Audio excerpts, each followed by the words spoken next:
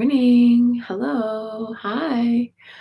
Welcome to Guanyin practice. We have come to the end of the Aphrodite candle that we were burning this month. So I'll get us another one because we're obviously still have a week left, but kind of exciting to watch that candle go by and to see that that offering has been received, mostly burned nice and clear, a little bit smoky, but okay. And now we're going to dive into today's practice. So without candle today, but I'll have a new one for Monday. Ethereal, illustrious, laughing queen, born of the sea and lover of the night, mother of longing, all connecting, who joins the world in harmony. All things spring from you, O divine power.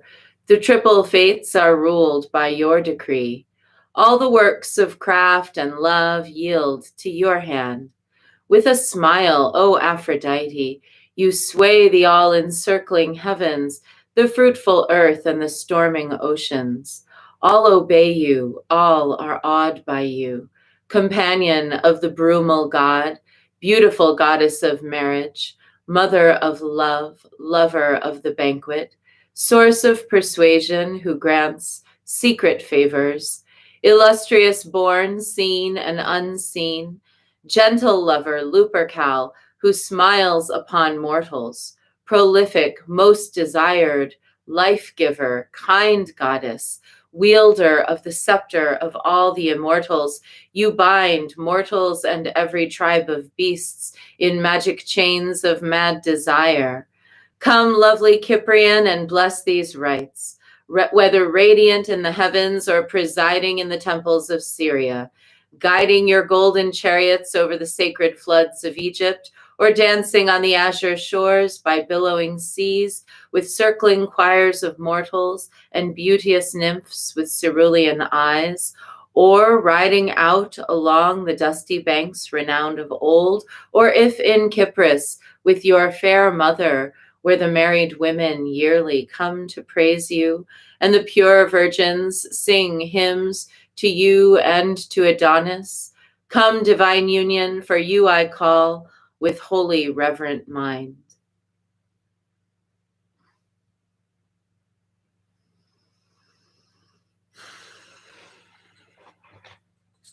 So yesterday's card was patience. And in this whole week, we've had a lot of divinations that related to perception, watching, waiting. It's almost as if there's like a pregnant pause, something in the air that we're kind of waiting for it to spring to life. So let's have a look.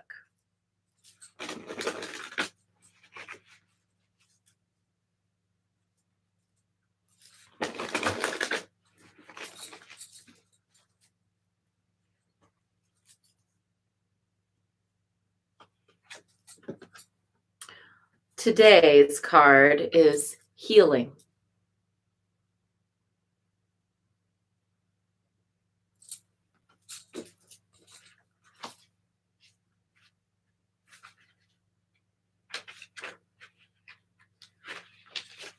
Depicted here is a vintage healing woman who is a conduit for all spiritual healing. She wears a link of pearls, symbolic of transformation, purity, and humility. 2 apothecary bottles on her right and left are labeled with a daffodil and an egg. They represent the awakening of new life and renewed hope for the future. Light pours through the windows, illuminating the green walls. Green, the nurse of the color spectrum, is the color of balance, rejuvenation, and compassion. The presence of this card invites you to take time and to reflect on the energy of healing by allowing its light to shine on any areas in need of renewed wholeness. Attune to the rhythm of your own cycles by heeding the signs and observing influences or habits in need of re-evaluation. There are many ways in which you can be proactive about your quality of life and the choices you make. Preventative measures taken now, be they physical, emotional, or mental, can prevent more challenging problems in the future. For those who feel without hope, countless lives have been healed by the sincere animation of prayer and meditation.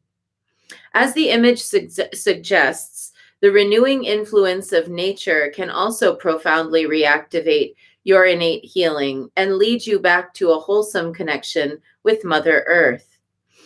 Any time spent deepening your relationship with the many facets of nature's calming aura will be well invested. As the saying goes, heaven helps those who help themselves. But when you can do no more, still remain open to the miracle of restorative healing in its many forms. I feel like as we're witnessing there's so many layers to this. There's the guilty verdict in the Derek Chauvin case that feels like one step toward potentially healing this wound of police brutality against people of color. It's not by any means the end of the road, but it's a crack, and light shines through that crack in a facade. And there's also the healing of so many people now in the US, at least, having received at least one vaccination, more on the way, and people really beginning to have that kind of overall sense of summer coming. The recent studies showing that outdoor transmission rates are extremely, extremely low. So there's the sun coming and hope for being with friends and being outdoors and doing things that nourish our souls. And then there's also the healing that we do within, whatever our own inner healing is that maybe we've been working on this past pandemic year. Many of us have worked on our weight, on our health, on our drinking water, on our taxes and our finances, on our goals, on our dreams. And even if you are looking back on this past year and thinking, oh my gosh, I didn't do nearly all the things that I wish I had done. Oh, I wish I had done it differently, or I wish I had done more. Don't judge yourself. You did what you did. So be glad for what you did. Healing is in the air and spring is here.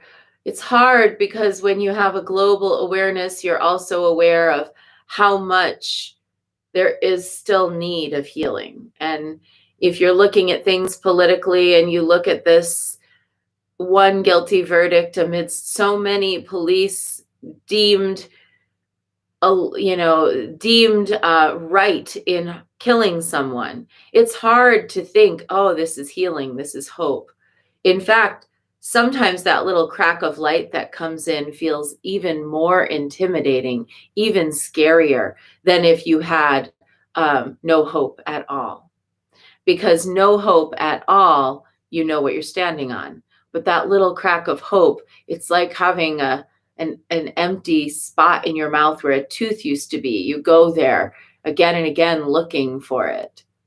And it can drive you into not so great mental and emotional places. Isn't that weird that hope would be a thing that would drive you into a not so great mental or emotional place? Just think about that for a minute.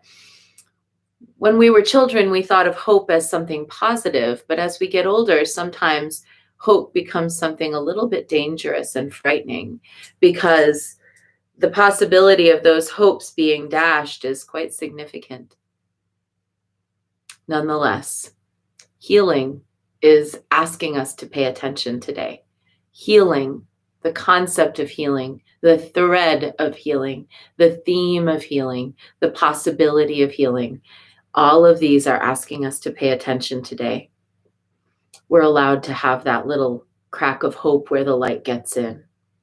We're allowed to think, oh, maybe it could change.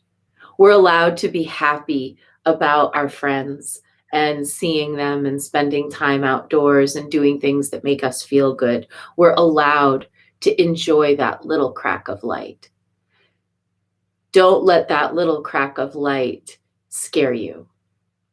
Don't let it chase you away from doing the things that you really want to do. Don't let that little bit of hope destabilize you and have you feel sad, dismayed, or angry that there was so much shadow before that crack of light came along. Don't ignore the forest for the trees. That's our short bit for today, if that's what you were here for. Now let's dive into Guanyin practice with 3 prostrations before the shrine.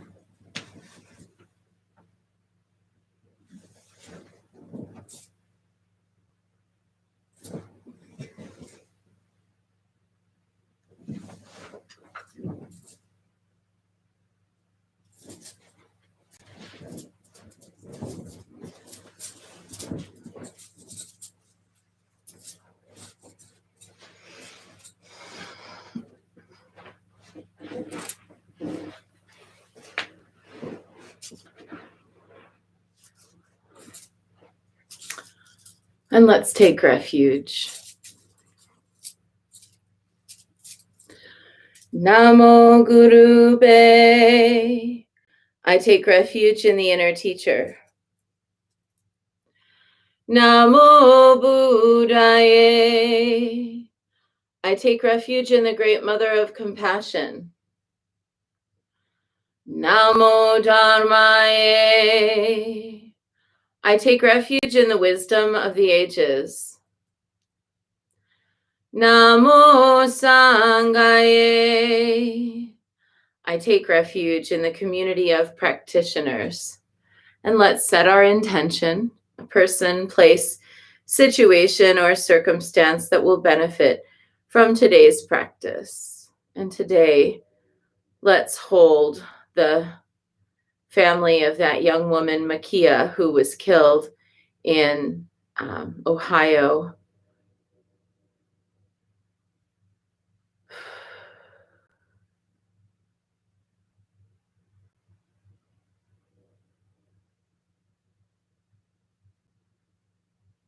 Like, when will anyone ever just get it through their heads that killing is literally never the answer? Just never, ever, ever the answer. That there can be 100 other things that you do. Killing is not the answer.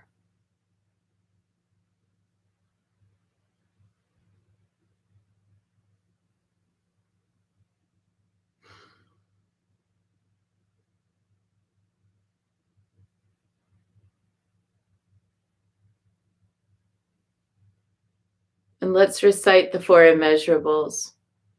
May I be a source of loving kindness in this world and all worlds, bringing a generous heart to all my thoughts and doings.